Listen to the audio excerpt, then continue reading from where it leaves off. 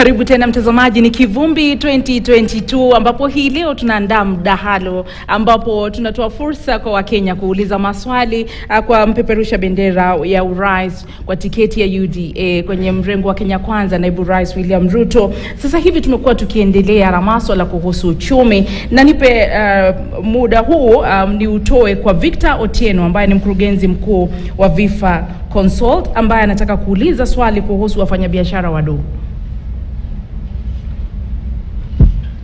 Thank you very much.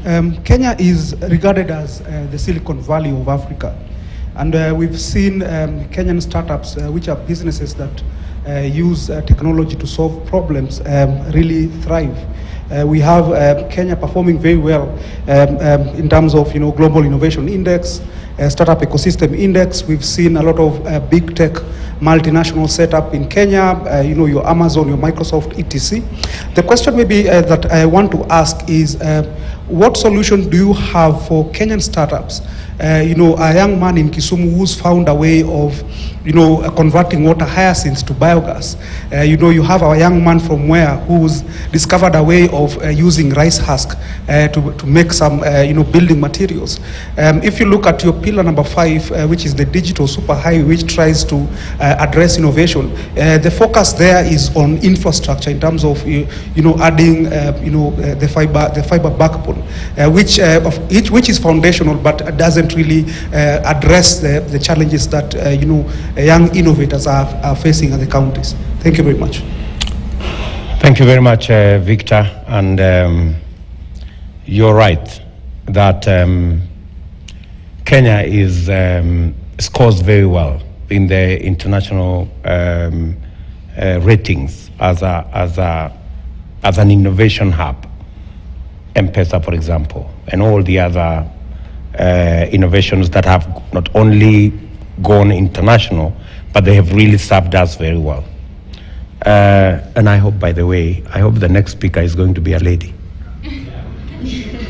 Because I think we've had only men speak.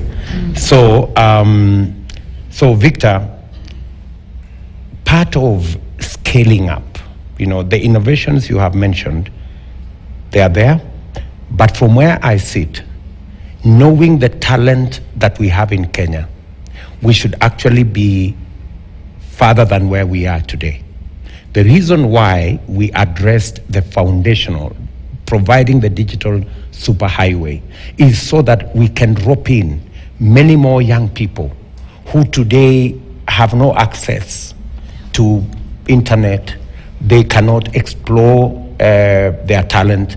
They cannot work with information that they can access in that space, in the digital space, that can actually bring out their talent. So we are addressing it in two ways.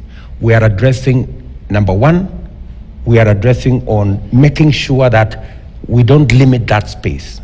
At the moment, we have innovations, but we think we are not even 1% of the talent or of the innovation capacity that we can have from the young people around in our country. That's number one. So we are addressing that by making sure that deploying, a wider reach, and to make it much more accessible, so that every market, we have said the 24,000 markets, the almost 21,000 schools, and all that space will have digital capacity, and people can access the digital space and do their thing. But we have also said, if you read carefully the Hustler Fund, we have also said a percentage of the Hustler Fund will go to startups, will go to crowdfunding, will go to the space around raising capital, so that we can profile whatever talent that is coming up. The constraint normally is, even when a young person or a Kenyan has a certain innovation, they do not have money to capitalize it, and many a times they sell it at very minimal gain, and then it is the profits go to many other people. So we have said these 50 billion shillings that is going to be available in the Hustler Fund will also be available for startups, people who are good in bringing out apps and making sure that we can leverage and capitalize the talent that we have in the digital space. So we are sorting it two ways. Number one, providing a wider net for more people to come on board, and number two, for providing the resources for startups to capitalize what they are doing and make it commercial. Naam, swali lingine la mwisho kabla tuingie kwa wanawake tunalipata na wa mitumba ni vile hakuja. Miamai Wambua ambaye ni mkuu wa miradi katika Jua Kali Federation anataka kuuliza swali kuhusu maslahi ya wafanyakazi katika sekta ya Jua Kali. Asante. Your Excellency, thank you very much. And the Jua Kali sector has been touted by previous administrations as a forerunner for our industrialization. And there has been attempts. In fact, even when we look at our Kenya Vision 2030, there has also been attempts to that effect, or assertion to that effect as well. And Your Excellency, we are very proud that in one way or the other, one of our Jua Kali sector flagship product is a wheelbarrow. And yeah, so while we identify with that wheelbarrow, we also know that there is a wheelbarrow that comes from China. So we are competing in terms of our production with the Chinese wheelbarrows. So in your manifesto, therefore, I see, and we have interrogated. So on page 18 and 19, you have indicated that one of the intervention is infrastructure and capacity building. Your Excellency, actually, if you go any county, you find there's an area called Jua Kali. So that means that we are all over the place. But we have about 500 parcels of land that had been designated and allocated for Jua Kali artisans. But they have been grabbed, almost 80% of them.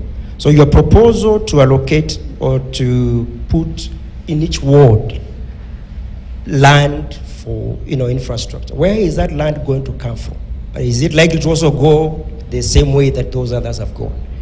And since you call it a transformation or transforming the micro and small enterprise, how long do you estimate that this transformation will take, and what is one indicator of that transformation? Is it possible that we can export wheelbarrows to China in your term if you succeed to be the president? Thank you very much. Thank you very much, Wambua, is it? Wambua? Thank you very much for asking. That's a very important question to us. The Jua Kali sector today employs about 3 million people. Maybe slightly more, maybe 3.5 million people. And that is the sector that we have said is the precursor for our manufacturing and industrialization plan. Because you have a body of people who already have skills. What they are lacking is equipment, space, and market for what they are doing. We are focused on several areas. If you look at our manifesto keenly, we are looking at how do we make the Jua Kali participate more in making sure that they become catalysts for our housing program. How do we standardize housing products? We have a standard window that the Jua Kali can produce in mass. We have a standard door. We have a standard door holder. We have a standard window holder that the Jua Kali can produce in mass, and make sure that we reduce the cost of our building infrastructure. We reduce the cost of building products. If you produce doors en mass, we can reduce the cost by up to 40%. Today, we are producing designer doors for every house. It is different from the other one. Every door is different from the other one. And the cost of a designer is the cost of a designer. It's very expensive. But if we were to standardize, we can scale up the jua kali. That's number one. Number two, we are looking at which are these other products that we can produce. I have told you we are targeting leather, we are targeting textile, because these are labor-intensive value chains. This will give us the jobs we are looking for. Let me give you an example. Today, we are importing all the shoes for our children who are going to school. What will happen if we decide that in every county, we are going to make the shoes for our children? We are making 15 million shoes every year for our kids who are going to school. That's a huge industry. We're going to hire there 200,000-300,000 people to make shoes just for our kids going to school. And we have said differently, we are going to use Kenyan leather that is being thrown today, that is being eaten by dogs, that farmers are complaining they don't know how to dispose it. That's how we're going to do it. And for your information, I have personally visited Athi River. There is a good guy there called Rao. He is turning our leather into gold, you know, just here in Athi River. So that whole jua kali sector is the place we are going to do our leather industry, our textile industry, our products of construction products industry, and most of the time it's just lack of equipment, because equipment sometimes is very expensive. In fact, for example, just allow me to say this. I bought this bench in my place in Karen. And the fellow who sold me that bench told me he just needed an equipment of 70,000 shillings to bend the steel. You know, he was bending it using his own his muscles, and it was taking forever. So there is just basic equipment given to the jua kali sector, and we can easily double the number of people who today are serving in the jua kali sector. And we have said in our manifesto that we are going to connect every jua kali, and we are now going to give it a different name, not just jua kali. We're going to connect them to our TVETs, so that as the graduates come out of our TVETs, their skills are readily available to scale up our jua kali sector. So that's the area where we intend to create jobs, and that's a very big space. And it will also help us with our program on housing that is supposed to create jobs. Remember, every intervention we are looking at is how do we create jobs, because we have 5 million young people in Kenya today with certificates and degrees and diplomas who have no jobs. So that is our target. We are focusing on where do we create the jobs. Jua kali will give us the jobs. The leather value chain will give us the jobs. The textile value chain will give us the jobs. Those are the spaces we are looking at. Our housing plan is going to give us the jobs we are looking for. Ask about where the land is going to come from briefly before we move on. What we are going to do is, we have land that is available at the moment, but we will go out of our way and buy land, you know, and designate, you know, these as industrial zones. There is no shortcut. You know, if you have to scale up what you are looking for, you not only buy the land, but we are saying everywhere where we have land, we will scale up the infrastructure. You've seen it in our manifesto. We have talked about the infrastructure to scale up all the jua kali sectors. Where we do not have land, we will buy the land and build the infrastructure. Because with the infrastructure, the jua kali themselves can catalyze the whole creation of jobs. So I want us to move on now to gender parity. And you've talked about, as Kenya Kwanza, if you were to get into power, you'd ensure half of your cabinet is female. Then you have male on the other side. Although the argument would be already you had the opportunity to select a female running mate, as the other 3 presidential candidates have female running mates, and the 2 of you will sit in the cabinet. You say we will make sure it's 50-50. I want to invite now Florence Machio. She's Regional Technical Advisor, that's Population Action International, to ask 2 questions. I'm happy you've said I can ask 2 questions. Good evening. In your manifesto, in your women's charter actually, you talk about the first 3 months when you get into power, you will ensure that there's a mechanism to implement the 2/3 gender rule. You've been in government since 2013, and you've said in your charter that women will no longer have to wait when you get into government. What stopped you since 2013 from ensuring we don't have to wait, because we've been waiting? Then the other question is, you also indicated commitment around sexual gender-based violence and gender-based violence as a whole. In 2021, the government of Kenya has committed itself towards ending GBV by 2026. There are about 12 commitments around GBV. As you are aware, we have about 40% of Kenyan women who constantly are facing the risk of sexual gender-based violence, and we have 1 in 5 children facing the risk of child marriage and FGM. Now, out of that, what are your key priority, three personal key priorities around GBV? Because as Kenyan women, we can no longer live in a country where we are not safe. And you mentioned in your charter that you will have an office which will be female-led within the president's office to take care of what you indicated in your charter, women's issue. The challenge of that for me as a woman is that every time we mention GBV, it becomes a women's issue, yet it is a societal issue. Aren't you perpetuating the same narrative that GBV is a women's issue? Thank you. Thank you very much. I didn't get your name. Florence. Thank you very much, Florence, for your question. We are the only coalition that has actually sat down and worked on a women's charter, meaning that we are serious about the women issues. We did not want to confuse the women issues with all the other issues. That's why we sat down and worked out a women charter, which we signed.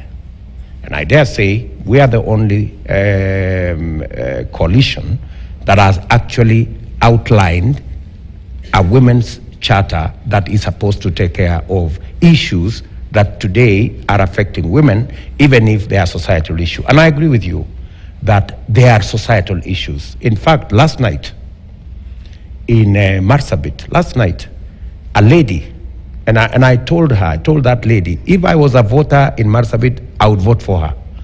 She spoke so candidly about what goes on in Marsabit, for example. And she said, many women, they are actually beaten by their husbands. And because society does not, you cannot go and report your husband, she said many women are actually traumatized. And they cannot perform their function as mothers. And there is a problem. And there is no way of dealing with it. And I thought, that's really serious.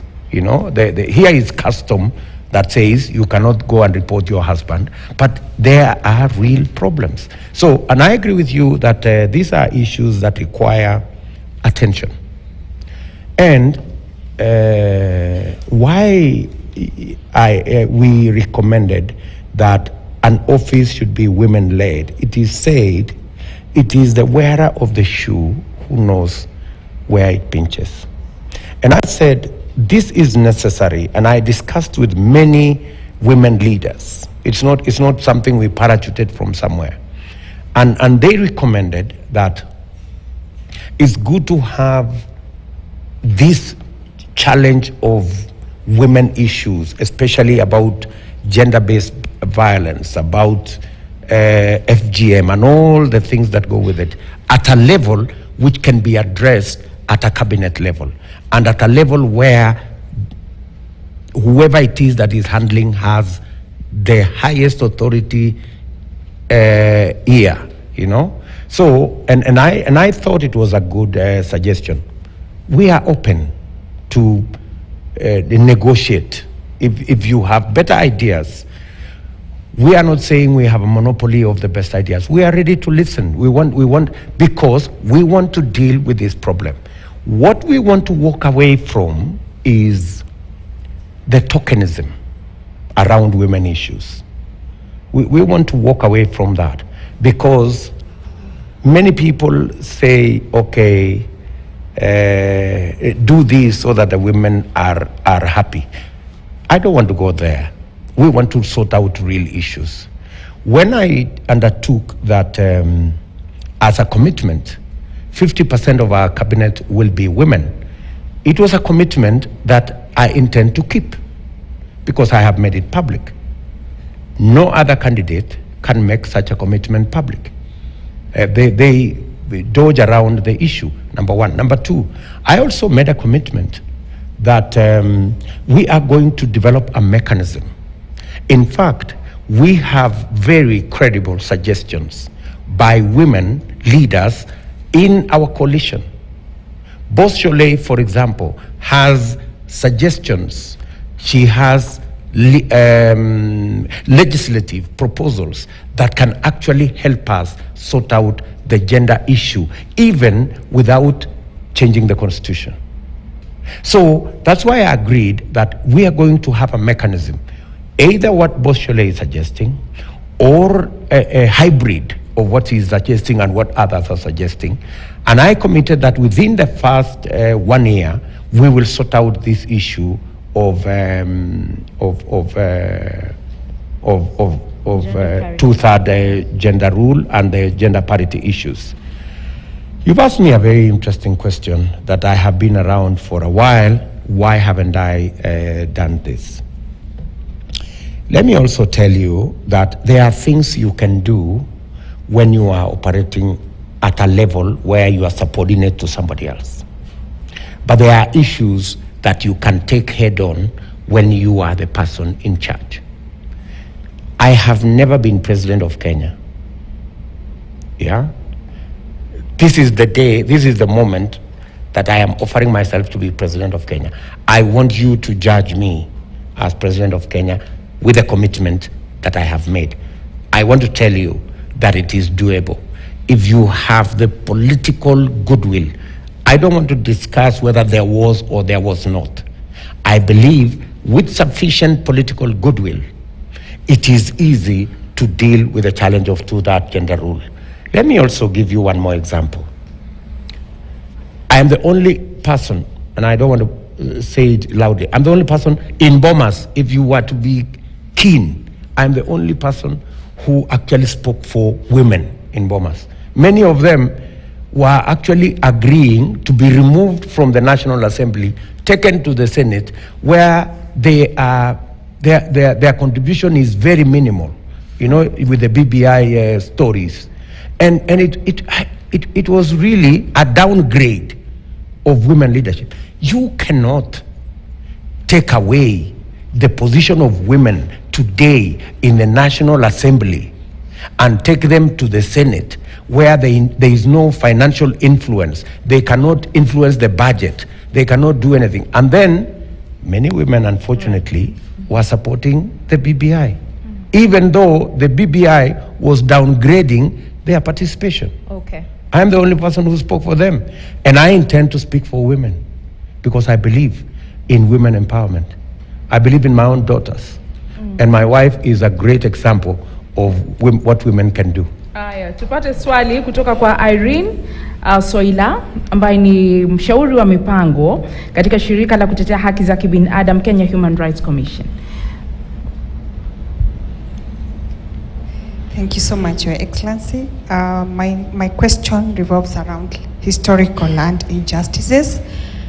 And as I ask my question, I think I will also go back to refer to an issue that we've just spoken about, the issue and the question around the SGR. And my issue around historical land injustices, and my take is that it excludes some segments of the communities from mainstream economic, political, and social spaces. In fact, historical land injustices impede on cohesion and integration.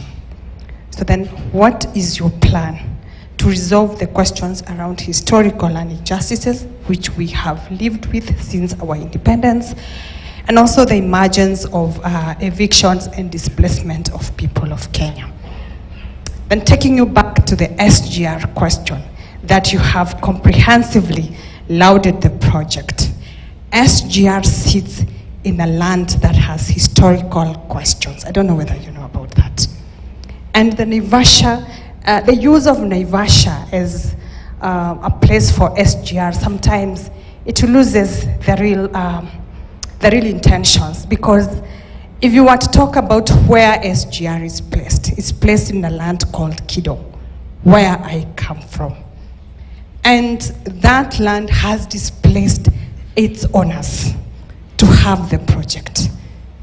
And the irony about the project is that SGR has been built and the rail has been built over us, our infrastructure destroyed and left unattended. SGR is well lit, power all over. But 500 meters from the SGR, the community do not have power. SGR, enjoys water services. The community in the area do not have water. I think that is too much of Matharau for the people. For me, if you ask me.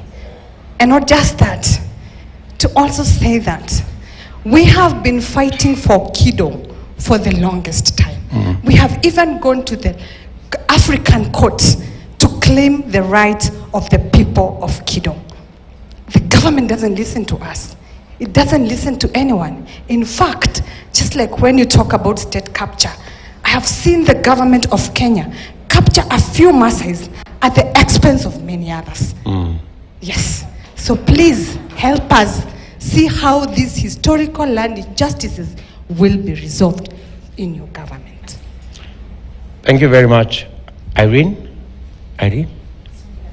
Soila. Thank you very much, Soila.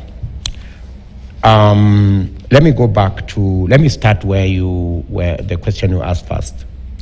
We have discussed in our manifesto the whole subject of settlement, of people who today live in their country as squatters.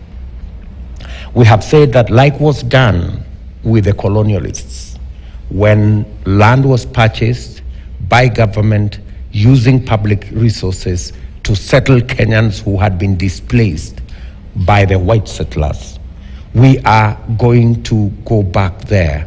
We have huge tracts of land owned by people called absentee landlords, all manner of people, all manner of titling of who owns this land.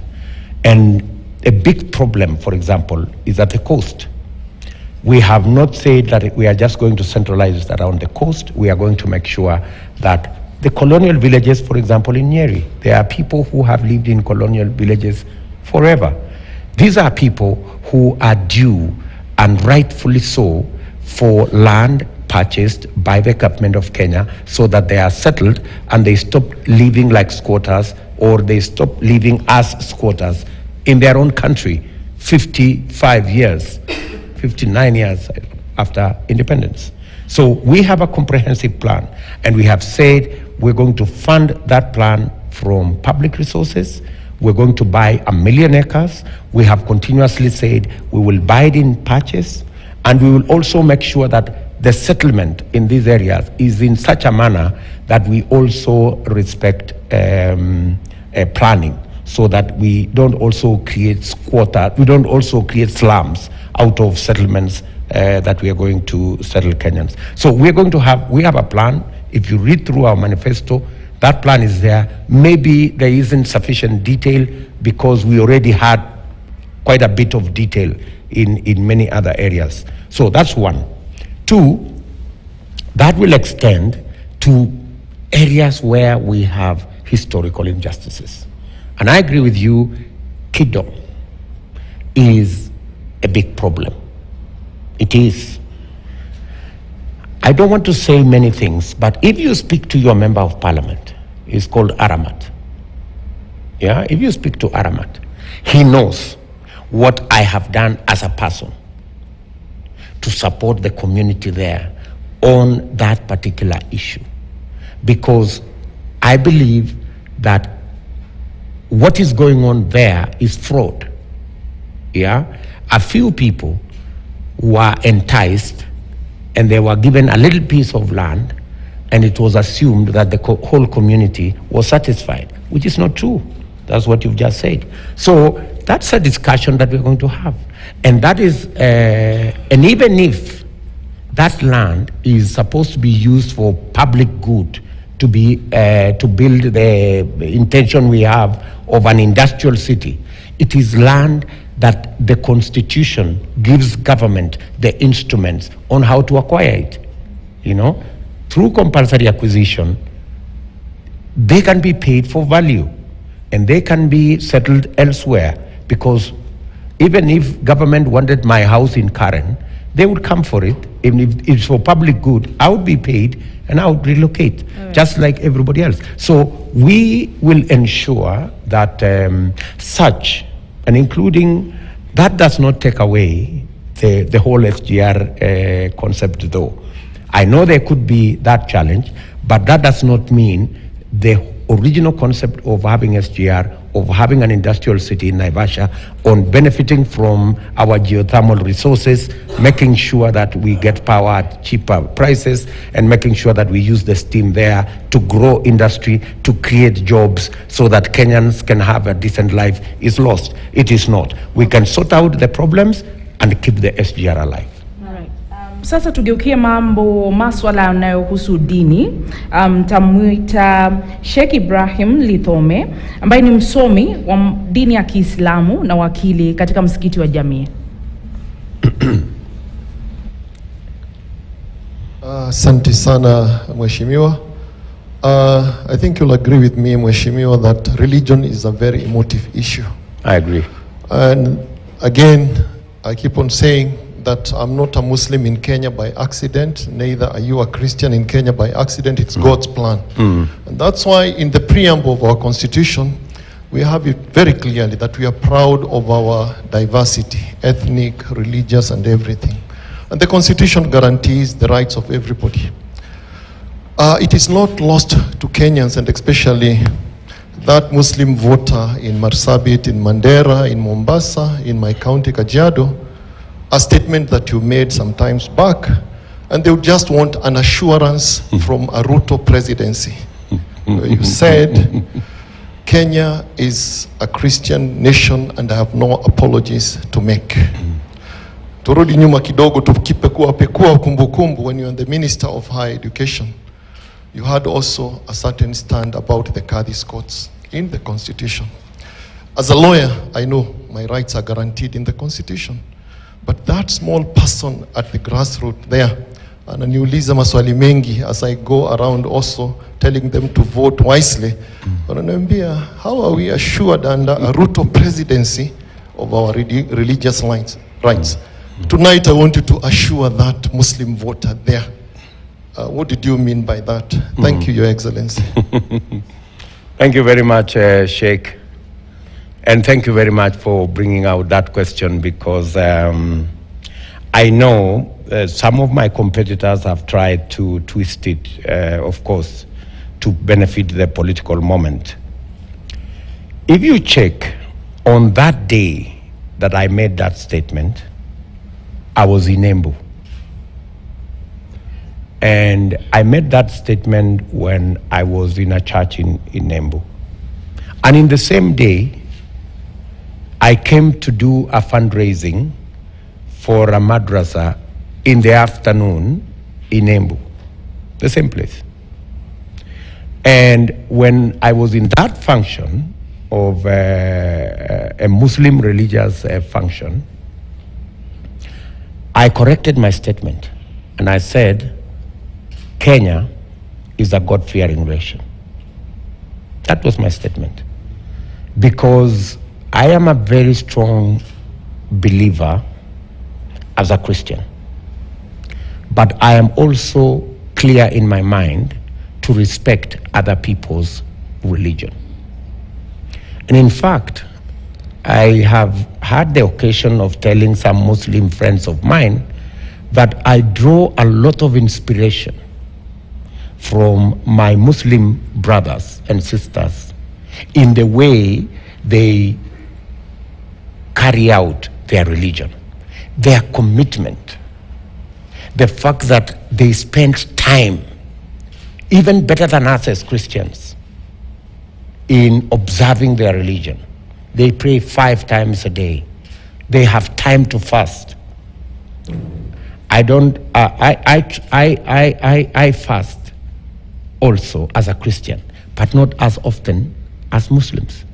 So, and I remember saying this statement that my Bishop Silas Diego, once told me that I wish you Christians would be as committed to your religion as the Muslims. You know? So we draw a lot of inspiration from how Muslims conduct their religion. Let me say this finally. Being a Christian leader, I think, and this is verifiable, that I have built more Muslim religious institutions than any Christian in Kenya. That's also true. I have built many mosques. I have built many madrasas. I have participated, I think the last count, maybe we have raised, together with many other friends, close to maybe 600-700 million to build Muslim religious institutions in many parts of Kenya. That tells you my commitment as a Christian leader to protecting the interest of other religions. No. I am willing to deploy my own resources to support other religions. That tells you you are not only safe as a Muslim under my presidency, but you will benefit as a Muslim. I will help you build more madrasas and I will help you build more mosques. Kumbuka tulisema kuna makofi. And the issue, let me say something about Catholic codes. About the Catholic codes and the Constitution. Absolutely, we had, as a Christian fraternity, we had no problem with Catholic codes. All the Christians were saying is, can we also have Christian codes to match the Catholic codes? And I don't think Muslims have a problem with Christians having Christian codes to deal with Christian marriages. But then the counter argument was, actually the Constitution as it is now is in synchrony with our religious beliefs. So there is absolutely no reason to have a Christian court, when actually the court as is set up now can actually discharge the responsibility that a Christian court would discharge. So there is the argument there was zero. Aya, tumpate sasa Joseph Atela ambaye ni mkurugenzi mkuu wa muungano wa watu wanaoishi na ulemavu CDPOK. Swali lake linaambatana na ajira kwa watu walio na ulemavu na utoaji kandarasi kwa watu walio na ulemavu. Thank you so much, Zubeida. Your Excellency, sir, I'll speak from my seat here. Yes, thank you. First, we really recognize the effort that your party, UDA, has done to give people with disabilities opportunity to have their own disability league there. But straight to the point, we have a challenge in the government that you serve. We talk about, if we talk about the minimum employment opportunity, the government of the day has not even reached the 2%, of the required 5% minimum. Threshold, yeah. Threshold. And as we leave alone that, there is also issue with access to government procurement opportunities. And in this case, persons with disabilities are put together with women and youth, and they need to get 30% threshold again. Now, if you become the president of Kenya, if we leave alone the appointive positions under affirmative action, that is comprised of around 98 positions. Which strategy will your government employ to ensure that the government parastatals, state agencies, and ensure that they give persons with disabilities employment opportunity? That is as representatives in the boards and also as secretariat. Currently, we only have one PS who is a person with disability and 2 commissioners. Yes. So I think you can see things are not good. So what will be your strategy to ensure that this is, group doesn't cry again? Let me say, my good brother, 4 things. Number 1, as a commitment to people living with disability, as a party, we waived any requirement of payment of whatever sort for a person living with disability to participate in our nomination. That is why we ended up for the first time with about 300 people living with disability participating in our nomination. And the good news, we actually have 3 of them who managed to win nominations, and they are today candidates. I was in a constituency in central Igembe this weekend with one of person with disability in his ward who won our nominations. That's number 1. Number 2, we have taken the position as a coalition that we will make our contribution in making sure that people living with disability have space in our legislature. As we talk today, the last 2 assemblies, in the last election and the one of 2017, only, I think, 17 counties actually satisfied the threshold of having 2 people nominated to the assembly. 20 had 1. The rest did not have even a person with disability. We have taken the position that in our nomination schedule as a coalition, the first slot, the first 2 go to people living with disability, so that we satisfy that particular threshold in terms of the legislature. Because when we send you to the legislature, either in counties or at the National Assembly, we give you a voice where you can speak issues that affect people living with disability. Number 3, we actually, my brother Musalia, who is sitting here, and myself, we sat down with people living with disability to work on a disability charter for Kenya Kwanza.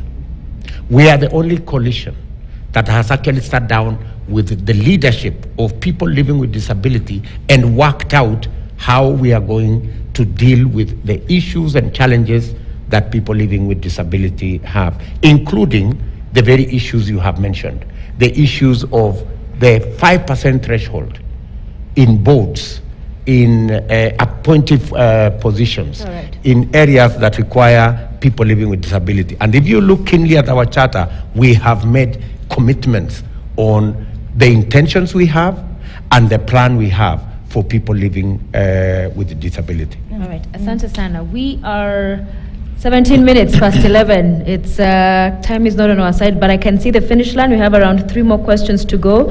So I want us to quickly get into education because this is again a very important area. Wazazi wa CBC sijui kama wako hapa, including Zubeda. So Kenneth Chesa, who's advocate of the High Court of Kenya and consultant on education law and policy. Karibu sana kwa hilo swali. This is Kenneth Chesa.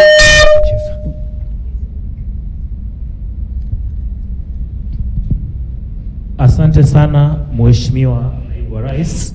Swali langu kwa sekta ya elimu ni kwamba iwapo Wakenya watakukubalia Agosti 9 na uwe rais wa 5 wa Jamhuri, utakuwa rais wakati sekta ya elimu inashuhudia mtaala mpya wa CBC. Utakuwa ni mtaala wa mpito, transitional curriculum. Ni mtaala ambao unakumbwa na changamoto kadha wa kadha, zikiwemo ukosefu wa miundombinu, uhaba wa walimu, na pia walimu hawajapata matayarisho ya kutosha. Lakini la muhimu ni kwamba pia mtaala huu unakuja na gharama kwa wazazi walalahoi. Je, kama rais, ni hatua zipi za dharura na za kimkakati ambazo utachukua kuhakikisha ufanisi wa mtaala wa CBC? Kwa ufupi, 3 things. One, first, we believe that taking our education the route of competence-based is the right trajectory. We have no quarrel with competence-based learning and even examination. That's the route we must go. The only challenge we have is that the program needed a lot more consultation, a lot more interrogation, which we can do without necessarily interfering with students and learning. In any case, UNESCO suggests that a curriculum should be reviewed every 5 years. In fact, we are actually in the 5th year of implementation of CBC. So we are at a good place to interrogate it. How has it affected, as you say, hustler families? You know, the expenses that come with it. How has it affected the whole learning environment? And how can we make it better? Beyond the CBC, we have challenges with teachers. We have committed ourselves as Kenya Kwanza. We have looked at the gap. We are the only coalition that has sat down with education professionals in a symposia. We spend a whole day.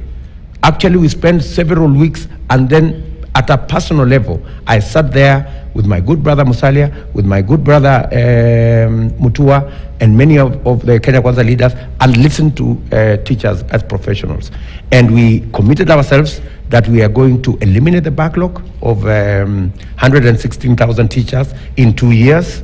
We have also committed ourselves that we are going to have something called minimum essential services for every school. I was in a school today in Ileret. Ileret is the end of the world. You know, it is Dasnach, the smallest community in Kenya. I went there today because I went there 6 years ago and started a secondary school. They didn't have a secondary school. You know, they have 4 teachers in a whole standard 1 to standard 8. I had helped at that time to I sponsored some teachers to go to college. 5 of them, they came back. They are now teaching. But there is a serious teacher shortage. And the reason why I went there today, I wanted to witness firsthand. They don't have much of a vote.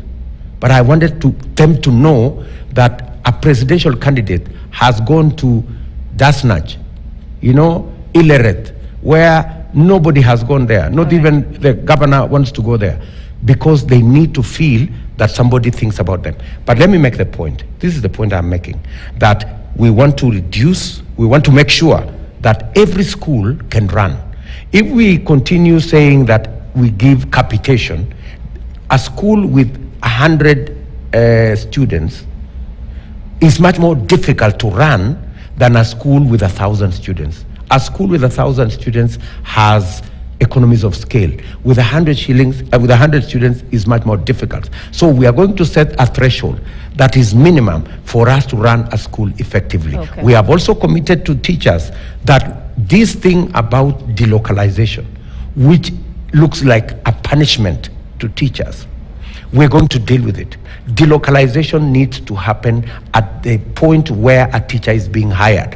When they are still flexible, it is a good concept, but implemented wrongly. Right. It must not look like a punishment, and any teacher who is willing to work away from their home should, instead of it looking for like a punishment, should get actually an allowance for working away from home. Okay. So that we have, and we have many other things.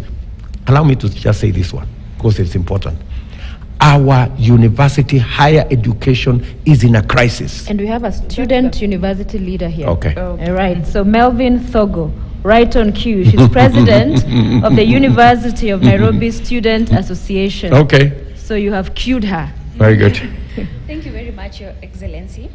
Now, I'm glad that you guys highlighted that there is an issue with funding, and you've said that you're going to increase the funding to bridge the 45% gap. However, we need more details, because when you look at funding, there are certain issues that are affected deeply. For example, the universities have had to lay off so many staff, including tutors, and this is affecting our academic performance. So what are you going to do about the collective bargaining agreement for us to be able to get enough staff in the university? Another thing that is very important, and I don't know if the government is still thinking about it, is the research fund. You see, every other day people talk about brain drain. And the main reason that we have this is because we are not funding our institutions, we are not funding the research sector, and because of this, external forces come to fund us. And now what happens is that they have to take credit for what we do. But we have a lot of bright students in this school who we can actually tap into as a government and help. So what is your plan on the research fund? Another thing, I saw you guys will amalgamate the HELB, TVET, and universities, and this is another problem. What has been happening over the years is that the government is not understanding what universities are supposed to do and where the TVETs are supposed to be. So the danger is you guys are empowering TVETs at the expense of universities. What has happened during this intake is that I think people have seen that there are publications that top students are shying away from universities and taking TVETs. That's a lie. What's happening is that they have been suppressed to take TVETs to prove a point and to be able to tell that TVETs are now more helpful than universities. But that's a lie, and we should not do that, because for you to have been educated to this point, you know how much a university is important, and nobody should assume that they're the same with TVETs or that the TVETs can take their place. Thank you. I agree with you in all the submissions you have made. Only that we need to align. You know what we are saying, and I agree with you that universities are now forced to take shortcuts, and shortcuts we end up with half-baked graduates, because if a course is costing 100,000 and we have only factored in 55,000. That means there will be extra, there will be things that you will miss. Either you will miss class hours, or you will miss tutorial hours, or you will miss practical hours. Somebody has to compensate for it. That's why we are saying our universities, our higher education is in a crisis, you know. So we can only provide 55% of what is required for TVET and for university education, right? And there is no conflict between university and TVET. All we are saying is, you know, we did a very poor job for a very long time with TVET, you know. We actually branded it wrongly. It was made to look like the people going to TVET are failures. So it was the wrong branding. And you know, TVET has its place in our economy. If you are training managers at the university, you cannot, they have to manage some people. Where are these people they're going to manage? You have to train other people in other categories so that you have a wholesome society. So what we did, and maybe sometimes, allow me to explain this, because I am the person actually behind TVET. And I came into that space appreciating that I went to university myself. So I'm not saying that I have any quarrel with people going to university. Yeah? But there was a gap when we did a skills audit. It was obvious that we were training people at a management level and few people at a place where they could actually have skills and competencies. So that gap needed to be closed. And for your information, At that time, it was much more expensive to go to a TVET institution than to go to university. So we had to correct that. That is why we provided additional funding to make sure that TVETs are also viable. Many parents, if you give them a choice between taking their child to a university or to a TVET, they would go to a university because government was giving more money for kids going to university. It was cheaper to educate somebody at the university than it was at the TVET. So everybody was struggling to go to a university. But when we provided now the option and we made it also possible for government to fund TVET, that is why in 2013, there were only 89,000 admissions to TVET. Today, we have 500,000 to TVET because people have found value. Because the people going to TVET, they also come out with skills. All right. And they can fit into society. They can fit into the areas that originally we had gaps. We had gaps with technologists. We had gaps with technicians. We had gaps with many of those areas. And that is why even our construction industry was suffering. Okay. We had too many poor connections with our electricians, too many poor connections with our plumbers, too many poor connections with all the other areas, but now we are closing that gap. So, allow me to finish this. It's very important to that girl there. Sorry. Melvin. Melvin. It's very important to Melvin and hundreds of thousands of her colleagues. Why we decided that let us have, and we spoke to even UASU, they were represented in our meeting. We spoke to lecturers, we spoke to vice chancellors, we spoke to student leaders. We must harmonize the money we have and the training. How many people should we be training at TVET? How many people should we be training at the next level? How many doctors should we be training? Because we must align our human resource with our industry requirements so that we do not train too many of a certain sector and then they come out and they have no space because that space is full. So we must align our resources as government, training people who will fit into our development trajectory so that we spend our resources wisely. We have a limited path of resources. And you know, there are people who can fund their university education. Today, you are not even given an option whether you want to fund it yourself. Everybody is given loan equally. There are parents who do not mind paying because they have the capacity. Okay. And they can pay for whatever courses they want their children to go and learn. But then we must use public resources for areas, and allow me just kidogo, for areas for areas that are important for our development. We have a Vision 2030. If we do not have the human capital to implement Vision 2030, we are told it can become Vision 3020. Kwa sababu mara nyingi huwa tunatumiwa kama sauti ya mwananchi, lakini mara nyingi hatuna wa kutuzungumzia. Leo tuna mwenzetu ambaye atazungumza kwa niaba yetu, Eric Odwor, ambaye ni katibu mkuu wa muungano wa wanahabari nchini. Atazungumza kuhusu haki za wanahabari na vile vile kuna mdahalo unaokuja wa wagombea urais na manaibu wao. Swali lako ni lipi? Okay, thank you so much. Let me start from the last one, and we'll want a straight answer from DP. Are you attending the presidential debate? Then now, the media will play a very critical role in terms of checks and balances, holding your government to account for all these pledges that you are making.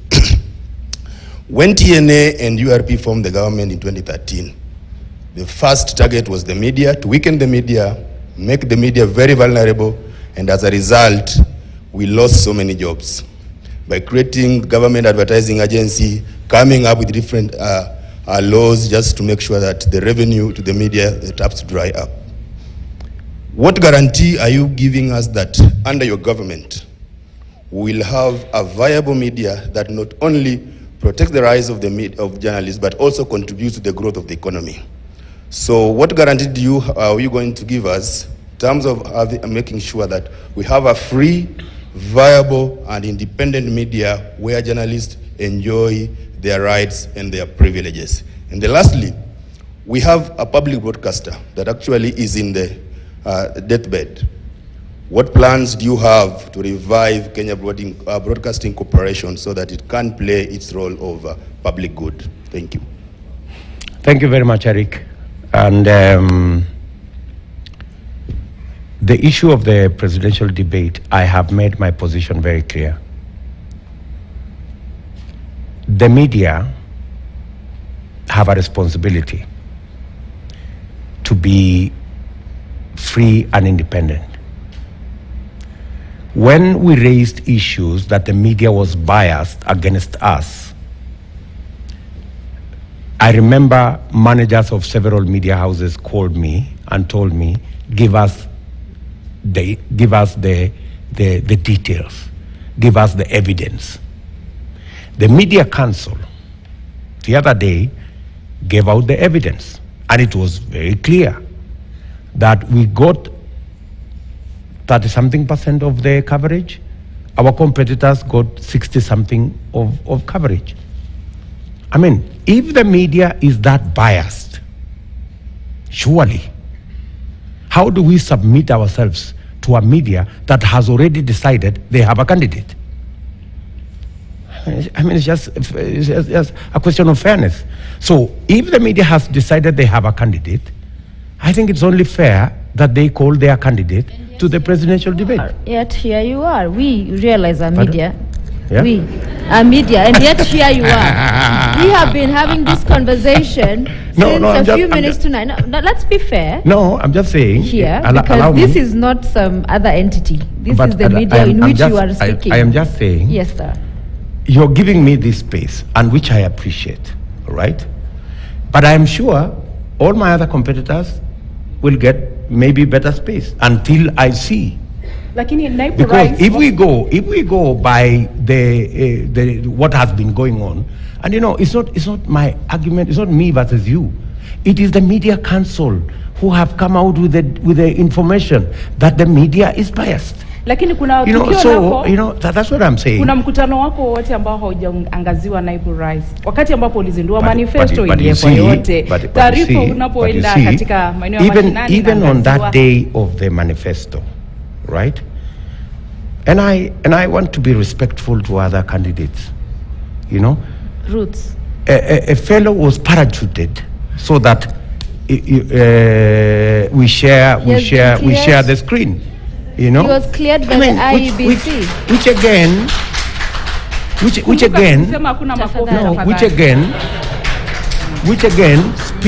again speaks to the same narrative of a biased media. So honestly, I mean, the media need to interrogate itself. You need a soul searching. So that, and I appreciate, and I'm not saying this out of the blues. I'm just saying, the media, please, you know, this is our country, and I'm not saying give me unfair coverage. I'm just saying be fair to all of us. Kidogo katika kufafanua, kwa mfano, unaposema kwamba unabaguliwa na vyombo vya habari, ni kubaguliwa kwa misingi ya taarifa zinazoangaziwa, au ni urefu wa taarifa zile, au ni taarifa gani labda umefanya, ama mkutano ambao umeufanya ambao haujaangaziwa, ili ieleweke. Zubeda. You know, Zubeda, what the position is this? You may want to tell your supporters at the back, okay, actually your media team, to perhaps allow us have a conversation in which all can listen. Let's keep to the rules. Yes, please. Let us keep to the rules, because you know, two wrongs don't add up to a right. You know, two wrongs don't add up to a right. We know the media has been biased against us, but we don't have to be biased against you. We're just asking. You know, it's just a fair thing to ask. Why is it so difficult for us to be fair? Why? Why the evidence is out there, and it is not me. It is the Media Council who has said, this is the position of the coverage, you know. And you can go and interrogate the report. I have no input in that report. I did not make any contribution to that report. You know what's interesting? I'll just to the point as we move on to the last question that you have raised on Wajakoya and that he was being covered. So you'd have us, he's a presidential candidate, cleared by the IEBC, just as you have been cleared by the IEBC. So you would have had us ignore him completely, because we have covered all candidates. He just happened to launch his manifesto at the same time you were. I didn't say that. So you're telling me it's a coincidence? We don't plan. Okay, maybe. Well, we don't plan. So, but you know, it just speaks to the same narrative that the Media Council is saying that the media is biased against us, and that's the fact. But anyway, let me leave that there. Now, so I am giving the media. Kwa heshima kubwa. Huu mdahalo nadhani ni tofauti na kampeni za kisiasa. Huu mdahalo unaangaziwa ili kuwatangamanisha na wananchi na kuwaeleza ni kwa nini wawapigie kura. Sisi letu ni kutoa fursa kwa wagombea kuja kuuza sera zao na kutangamana na wapiga kura. Namna ambavyo tumefanya leo ni tofauti na mikutano ya kisiasa ambayo inaandaliwa na viongozi kuomba kura kule mashinani. Letu ni uombi tu kwamba uje na wagombea wengine tunawaita wanakuja kuuza sera zao katika mikutano ya hadhara. But you see, you are bringing us to a platform which you have already influenced in a certain way. So we are not coming to play on a level playing field. You have skewed the level playing field because the media already has a candidate, and it is obvious. You give him all the time he wants. And until the Media Council itself have come out to say this place is biased. It's not me saying, it's the Media Council saying it. But anyway, let me say this. So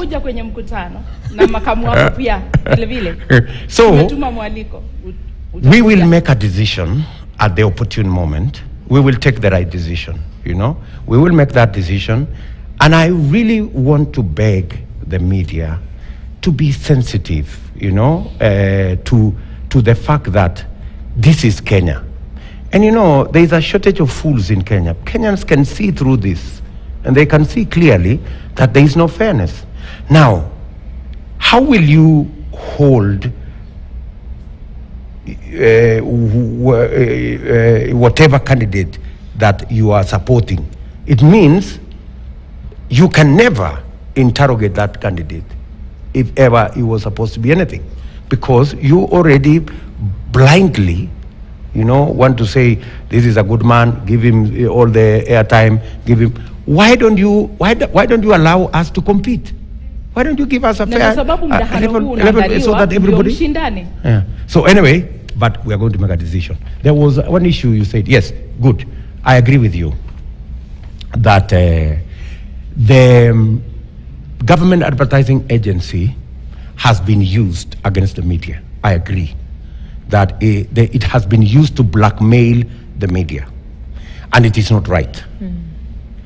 If it will take reforming the government advertising agency so that it stops dictating to the media how they carry, what they carry, and if it does not, I will abolish the government advertising agency. If it doesn't style up, I will have a conversation with the media and look at how do we structure the government advertising agency in such a manner that it coordinates government advertising without necessarily being an instrument of intimidating and blackmailing the media, that if you write this story, we are not going to pay you what is due to you. If you don't write this story in this manner, we are going to do this. That is not part of being the country that we are, a democratic country, where the media is allowed to interrogate all of us as leaders and be able to ask the difficult questions to all of us. That I agree with you totally, that what has gone on is not right. Aya, tunapokaribia kuhitimisha KBC. KBC is a huge government resource, and I agree with you entirely. It has been steeped in debt. We have quite a huge debt hanging around KBC. As Kenya Kwanza, we will look at how it is going to be sorted out so that we can again bring back KBC and establish its credibility. The problem with KBC of the past was that it became a mouthpiece of whoever was in government, and it lost credibility.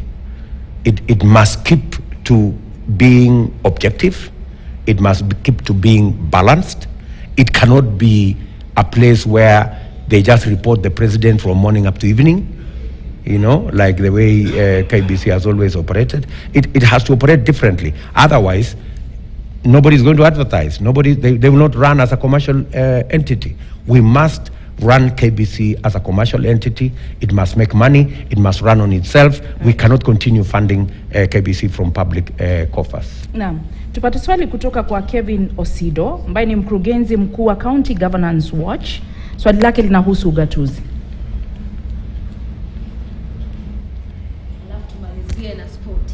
Tunamaliza zile stadiums tunaje.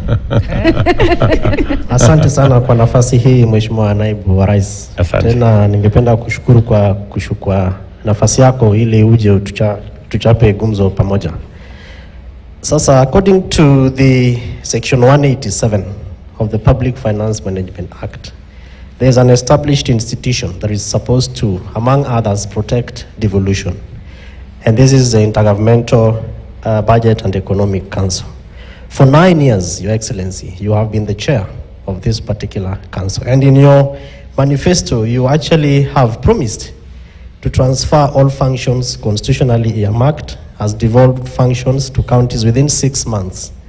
For all these 9 years, where has been the problem? And where is a commitment that you want to make to the people of Kenya that your government, if Kenyans vote for you in 32 days, will be able to make devolution work? But you know that you and I are Christians and we pray to the same God, and there's a space of forgiveness. If the media has offended you, sir, you know, sometimes we even kneel down, and if you want me to kneel, no. To beg you on behalf of the media, we are a mouthpiece as an institution. We watch over county governments, and the media plays a very critical role. You cannot keep fighting with the media as a president, sir. Please accept the invitation and show up and speak to Kenyans. Thank you. I have, my good brother, I have not said I'm not showing up. I have just said we will make that decision.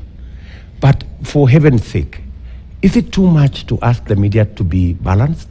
I thought every media pride itself in being fair, objective. Where does that... This is the first presidential town hall of this election. And who's our guest? Do you know who he is? No, tell me. Let's guess. There you go. To his question. It's called William Ruto. But Kenyans are yet to watch what you're going to do with the others. Yeah? you're not yet off the hook. So anyway, so my good brother, I am not being too hard on the media. I am just, you know, I was told one thing by Paul Muite, and I keep repeating this. Paul Muite told me when I first came into Parliament in 1998. He looked at me and he told me, young man. Then I was a Kano MP, very enthusiastic, 31 years, you know. So he told me, listen, young man, the best way to support a government is to criticize it when it goes wrong. That thing has never left my mind. The fact that I am raising issues about the media is because I support the media. And I want the media to do the right thing. If I didn't care about the media, I would say, you know, let them do whatever it is they want. But I support the media.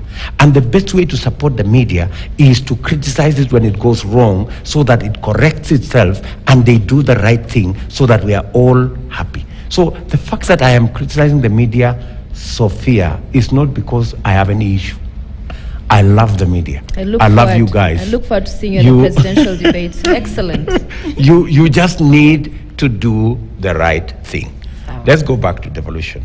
I have been the chair of IBEC, and if you ask all the governors, they know my contribution on matters to do with devolution. Alfred Mutua is sitting right behind there. I have been the catalyst in making sure that whatever issues that are there between the national government and the county governments are ironed out. In fact, we were supposed to transfer functions over a period of 3 years. We accelerated that to 1 year. Majority of the functions. There have been outstanding, contestations on funding of some devolved functions that is still in the national government. Those are the discussions I am saying we will finalize, because it's been a gradual process. We've done many things in between. We've looked at assets, we've looked at liabilities, we've done many things just to make sure that counties are progressing. The last thing we did, for example, which was a milestone, we actually gave authority for Laikipia County to borrow money. For the first time, a county is going to borrow money in the public space. So it's a journey, and I am very proud that I have worked with many governors, and they know my disposition when it comes to county governments. And our commitment in the Kenya Kwanza manifesto is because somebody like Musalia Mudavadi has been the Minister for Local Government. We all understand what value counties can bring on board. Many people, for example, have been pushing that we should reverse the issue of counties taking over health. I have been a very ardent supporter of the counties, because counties have brought a lot of value in matters of health. There are challenges. We can sort out the challenges without necessarily reversing the role of counties in matters to do with health. All right, and finally, a promise that you made before about stadiums came to haunt you quite a number of times. It's one of those clips that's shared widely. We have two sportsmen with us tonight that I want to introduce to ask their questions back to back so that you can cover them and we close. We have Ronald Okoth, who's a former professional footballer, Sports Soccer Academy CEO. We also have with us Innocent Mutiso, who's taxation on corporates that want to sponsor sporting activities. Both of you, gentlemen, karibu. Thank you, Your Excellency. I think mine just a quick one. As a former athlete and coach at the grassroots, I'm hoping you'll consider building more sporting infrastructures at the grassroots to promote the growth of sports and talent nurturing, because the value of our local sports industries is underrated, despite playing a big role in achieving the sustainable development goals. So this is just a parting shot that I'm passing to you so that you can consider this if elected in office. But my other main question is, if elected in office, what other projects do you think are critical to community development, especially in informal sectors? First of all, it's a great honor to address Your Excellency, the Deputy President, directly. It's not every day that you get a common mwananchi having a Q&A with your politician. And still sticking on sports, what will your government put in place to invite more corporates into the sporting industry? Because many corporates are shying away from sponsoring or partnering with sports federations or clubs because of high taxation, especially betting companies. And this makes the sportsman not earn enough to make a living or invest for the future, considering the life of a sportsman is very precarious. Up to 35 years is vastly the retirement age, as opposed to 60 years in the traditional formal jobs. Or, God forbid, get a serious injury like the one I got that made me retire from football in my 20s, and that quashed my dreams for playing for Arsenal. Thank you. Thank you very much. Good people. Let me say three things. Number one, when we came into office, we actually looked at sports, and we created a fund specifically to deal with matters sports. And let me answer I think this issue of the stadia has been a big issue.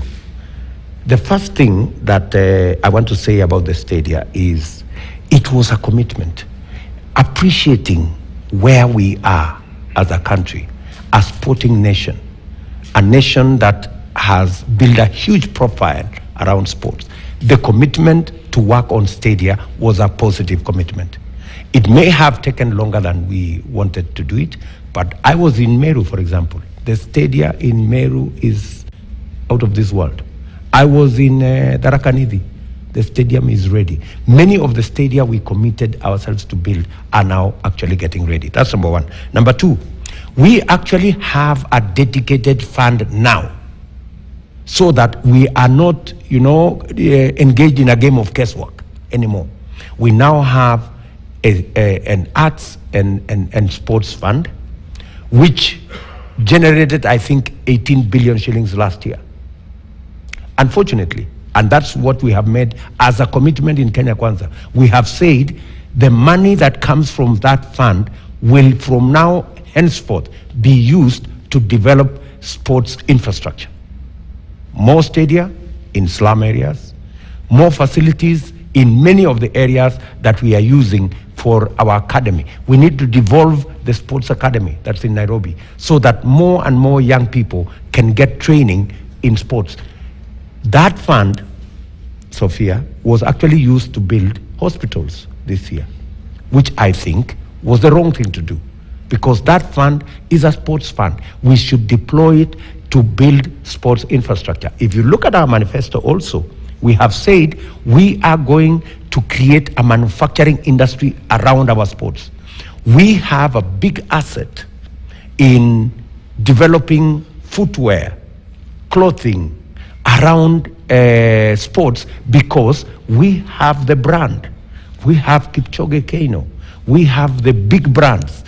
Those brands can sell internationally. We are looking at Kenya Kwanza building a whole industry, a sportswear industry around our sports men and women. So we are looking at that. We are looking at making sure that this fund develops infrastructure in our sporting area. You may want to know that until 2016, every sports man or woman who went out of the country received no recognition by government of Kenya. Today, every person in any field in sports, if you come back with a gold, the government of Kenya gives you 1 million shillings. If you come back with a bronze, there is money for it. If you come back with silver, there is money for it.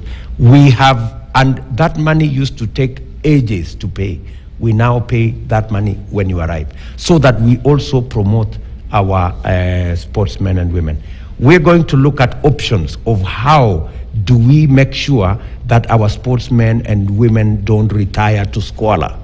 Many of them are doing very badly, and these are big brands, people who won Olympics, people who won world records, and today they are not living well.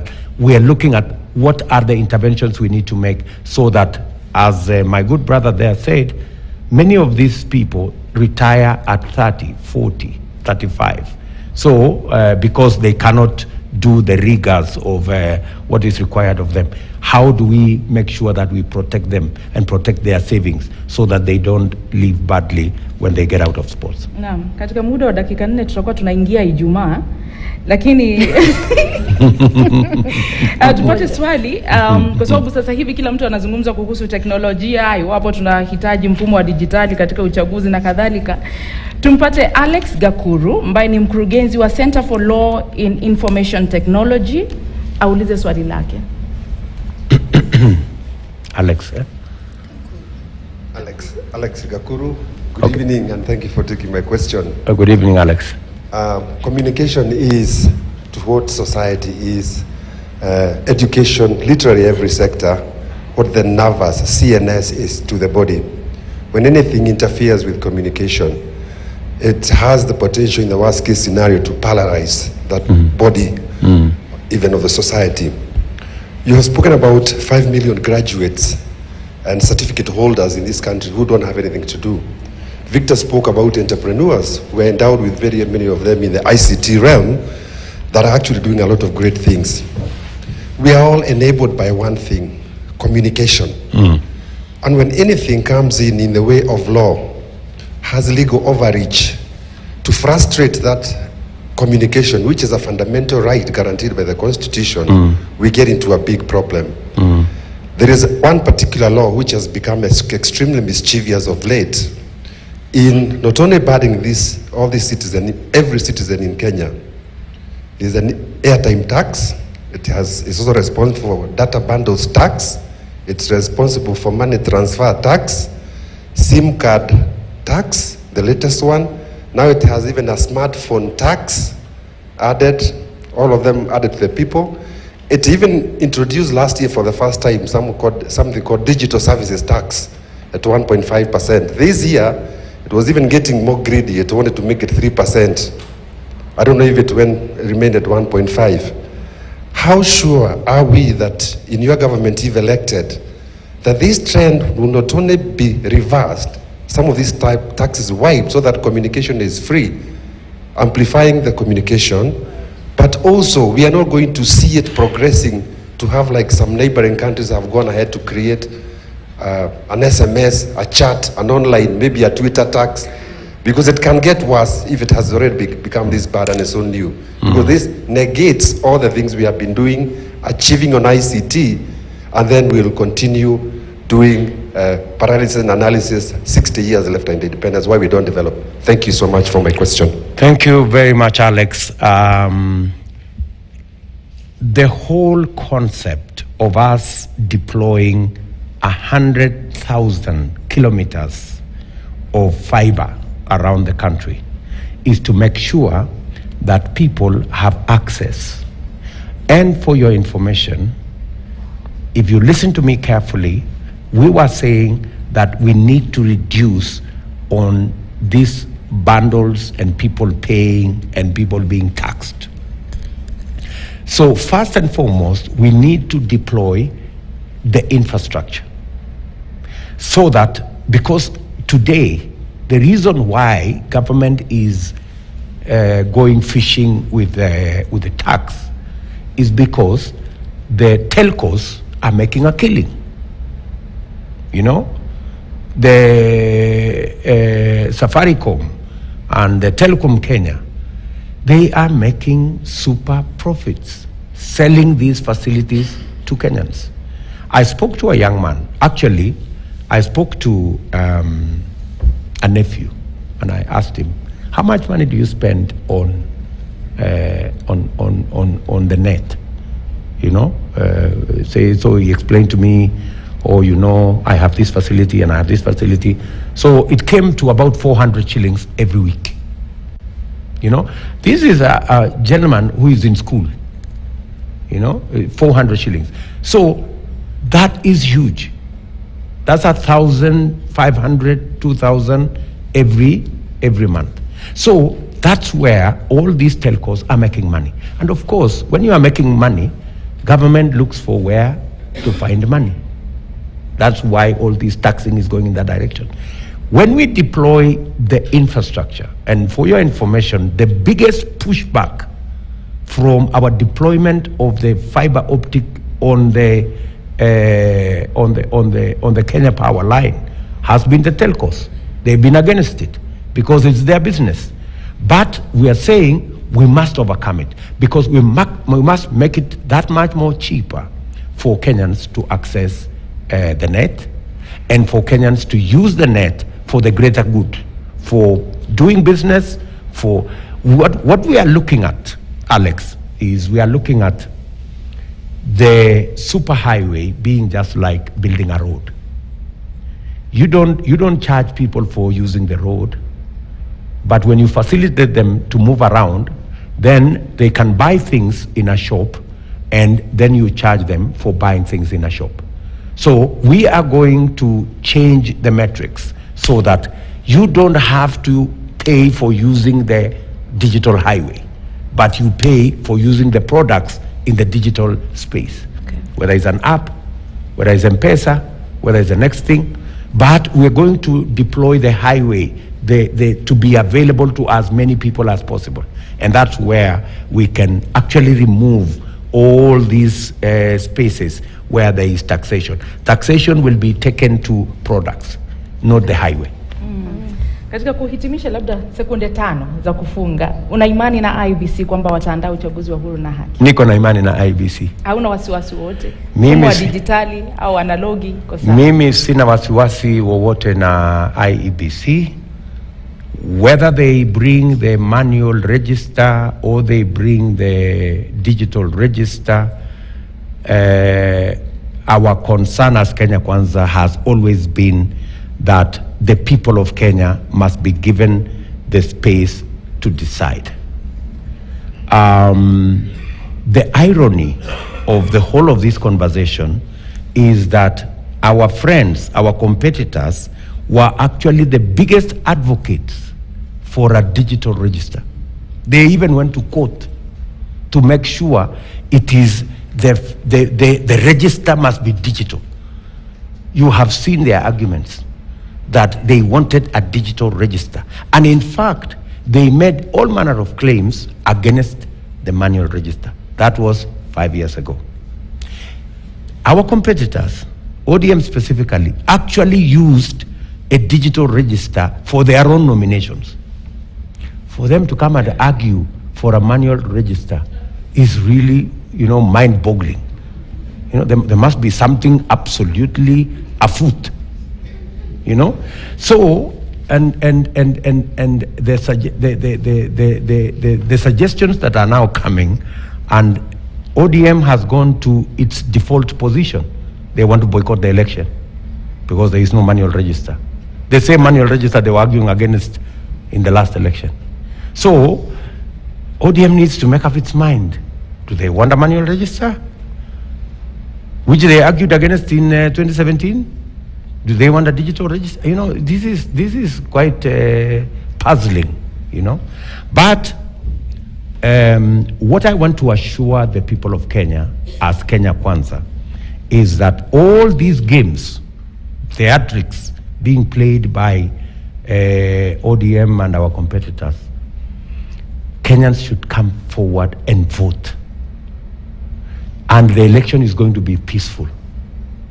When you see ODM play these kind of games, they want to take us the usual route of refusing the outcome of the election, organizing street demonstrations, pulling down the railway, swearing in themselves, and that kind of other stories.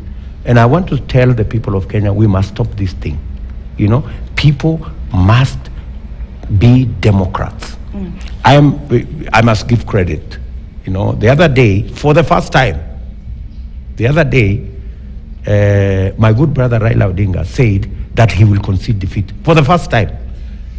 I don't know whether by saying what he said yesterday, he was actually negating when he said that there will be no election.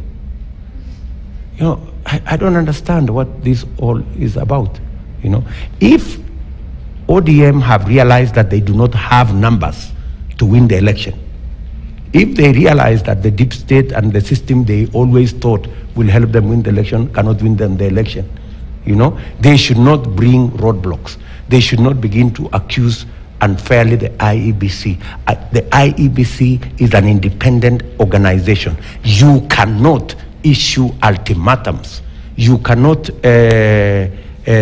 intimidate or blackmail the IEBC. If every candidate said, unless their conditions are met, there will not be an election, what are we saying? Asante sana. Tunakutakia kila laheri katika kinyang'anyiro hiki. Asante sana. Tunasema asante sana. But I want to ask every Kenyan to come forward and vote. There will be a peaceful election, and we will respect the outcome or the decision of the people of Kenya. Na tunasema asante sana. Umeketi nasi mpaka saa 6 usiku. Asante. Inadhihirisha wewe ni rafiki wa vyombo vya habari. I am your great friend. Asante sana kwa kututengea muda wako na kwa kukubali wito wetu, mwaliko wetu, na kwa kujibu maswali ambayo yamewasilishwa kwako. Tunasema asante sana. Si kitu ambacho tunachukulia kwa mzaha. I also don't take it for granted. Thank you very much as KTN for giving me this platform to explain our manifesto and to engage with these great Kenyans. Naam. Again, thank you very much. Asante sana, asante. Na kwa wageni wetu tunasema asante sana kwa kufaulisha mjadala huu. Sisi sio sisi bila nyinyi. Nyinyi ndio mmefanya mkutano huu ukafaulu, kikao hiki kikafaulu, na tunatumai kwamba mmepata majibu kwa maswali yote ambayo mlikuwa nayo na ufafanuzi, kwa sababu nyinyi ndio mnatuelekeza, nyinyi ndio wataalamu. Natumai kwamba mmepata majibu kwa matana maswali ambayo mmekuwa nayo. Ni Kivumbi 2022. Sofia, leo ni siku ya Kiswahili. Siku ya Kiswahili imeisha, lakini naweza jaribu. Barabara kabisa. Kama alivyosema, nataka kusema asante sana. On a sincere note, especially to you all for being here, the time, the patience, and taking, time to ask these questions, but also to be patient with all the delays. Thank you so very much. Mungu awabariki sana, and thank you as well. Allow me to make the apology. Okay. Yes. I want to very sincerely apologize. I am the cause of the delay. They were just being kind to me, not to say, because I was held outside there in Marsabit. I sincerely apologize. I know many of you came earlier and you have stayed late. I also don't take it for granted that you have sat long to ask your question. And I hope that the small answers I have given have shed light, not just to you, but to other Kenyans who are watching out there. Kurudi kwa Kiswahili ni kusema, unajua, it takes a village kuproduce show kama hii. Kwa hivyo to the team behind the scenes tunataka kusema asante sana kwa kuwa nasi, and to our viewers at home pia tunashukuru sana watching this special presidential town hall. Jina langu ni Sofia Wanuna. Kumbuka uliza inakuja kwa wagombea wote. Kuna Wajakoya, Raila, kuna Raila, Waihiga. Tutakuja kwenu nyote, tusikize, tuwapatie fursa ya kuuza sera zenu kwa Wakenya. Jina langu ni Zubeida Kome, ni Kivumbi 2022, na kutakia usiku mwema. Shukran sana kwa kutazama. Good night. Asante. You made it.